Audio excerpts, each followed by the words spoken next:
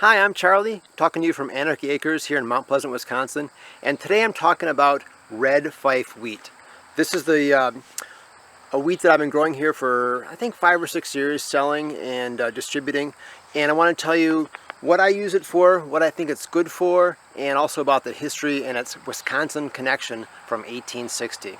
So red Fife wheat is a hard red spring wheat, and that means it's going to grow with medium to high protein, and that red is going to give it a little bit of flavor. When I've had it tested, it's been between 11.5 and 13% protein, and the stuff I'm growing lately I think is in the 12s to 13s. It's been really strong, really good high protein flour. And here at the farm we mill it on a stone set of mills, and it's going to be extracted to about 92%, meaning we lightly sift it and remove some of the bran, hopefully none of the germ at all, but some of the bran, and it's mostly a whole wheat product, and it's very finely ground. We basically grind it as fine as we can here. For me, red Fife is a go-to flour for bread and for pasta, and especially for pizza. And it's worked really well for me for all three of those things. Really anything that I grow here except for the gold coin I can use for bread and pasta and pizza. But the red Fife has always been just the easiest and the most approachable. And I love the flavor. It's got really, really good flavor. Today I've been baking some sourdough bread with all red Fife. That's the only thing that's in it. And I'm using my outdoor oven that I have on the back porch. And the only compromise about that oven, it's a beautiful deck oven, but it is a pizza oven, and therefore the decks are not very high. And that means that I have to make small loaves, because if I make a big loaf, it'll just rise and hit the ceiling. But it makes a beautiful loaf. One thing you get with red Fife and the hard red spring wheats is if you push them, they get a beautiful color. This was baked, I think, around 500 degrees, 25 minutes in a deck oven. I can also make a beautiful loaf inside, and there I'm going to be using a Dutch oven inside my regular, Sears Kenmore oven. But that Dutch oven also is going to hold some of that moisture in, and you also get that kind of color and maybe a slight caramely flavor off that crust. So really beautiful stuff. Usually it's a nice open crumb, especially if it's risen nicely. This recipe here is my basic 2-to-1 recipe, which means that everything is at the ratio of 2-to-1. I keep my culture in the refrigerator fed with 2 parts flour to 1 part water. This is by volume, so it's usually a half a cup of flour, 1/4 cup of water. And then when I made this batch today, it was a total of 6 cups of red Fife flour.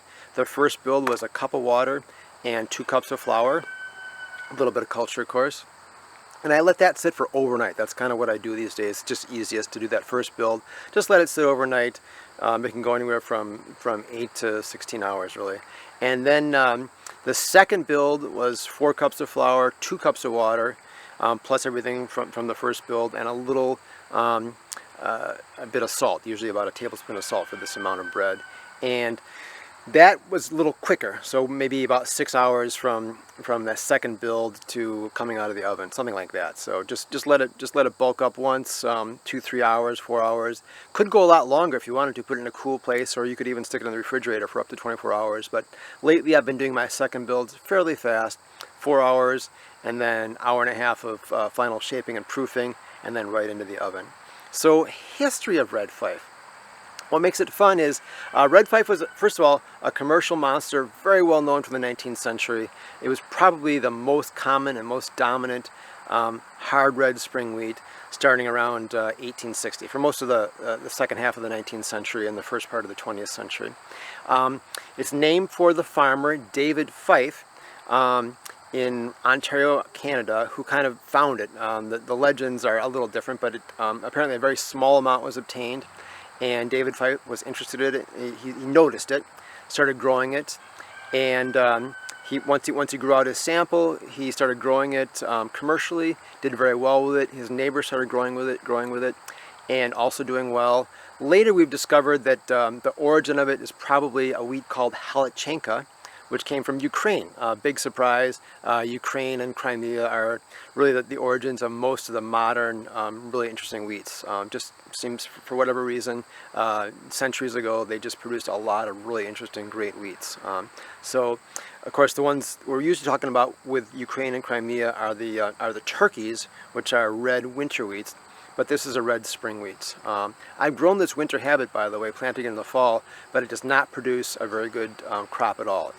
It grows beautifully, very plump berries, but it doesn't seem to produce the protein if you don't plant it in the spring. So it's winter hardy here in Wisconsin, but it does not produce a beautiful crop. So the Wisconsin connection, now that's interesting to me because from what I can tell, and I think this is true, David Fife is growing in Ontario, doing fine, his neighbors are doing fine, but it's not a dominant wheat, not everyone's growing it. But in 1860, around there, a Wisconsin farmer named J.W. Clark in Marquette, Wisconsin, is growing it and does really, really well. He has a really good crop, and he writes into a magazine of the time called the Country Gentleman and Cultivator, July 1860 issue. I haven't found it, but supposedly that was the issue where he wrote his letter. And based on that letter, all of a sudden Red Fife kind of becomes the it wheat, and a lot of people want to do it, and a lot of people want to grow it. And according to the historians that I've read, that's the point when Red Fife took off and everyone's growing it in North America and Canada for the next few decades. So that Wisconsin connection I find really interesting. My own Wisconsin connection, I got 6 bushels of it that had actually been damaged. They had sat with high moisture and then it heated up. But I managed to get about 40 or 50% germination out of those 6 bushels. And after a couple of years, I had kind of rebuilt the seed stock, and since I think 2017 I've been growing it and selling it very successfully. It's always given me a very good crop. When I grow Red Fife, I try to grow it as much as possible in the old fashion. By that I mean I don't put any chemical fertilizers on it or any other modern chemicals as part of that field. If there is any fertilizer at all, it's usually composted manure. But most of the fertility that comes into this crop, the Red Fife crop, comes from crop rotation and letting the field set for a year or maybe even 2 years, just with a common red clover or something to put a little bit of nitrogen back in the soil. I don't like the idea of putting a lot of nutrients into the soil, modern nutrients, and getting a super high protein flower. It's fun to work with super high protein. It's really easy to work with super high protein. But I'm more interested in the history and just kind of using what the field and what the conditions gave me this year. I find, and I suspect very much so, that that's a healthier product when you do that. Now, there isn't a lot of information about the differences between old wheats and modern wheats, but there is one study that does show that Red Fife wheat has a gliadin ratio of about 35%. That means of all the proteins that make up gluten in the Red Fife berry, about 35% of it is gliadin. Now, gliadin is thought to be the part of the protein that causes the most trouble with people having allergies and non-celiac gluten sensitivity.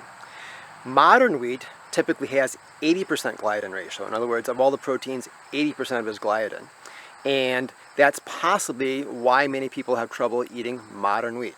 Red Fife, at least this one study, showed to have 35% gliadin ratio, so less than half of the ratio of modern wheat.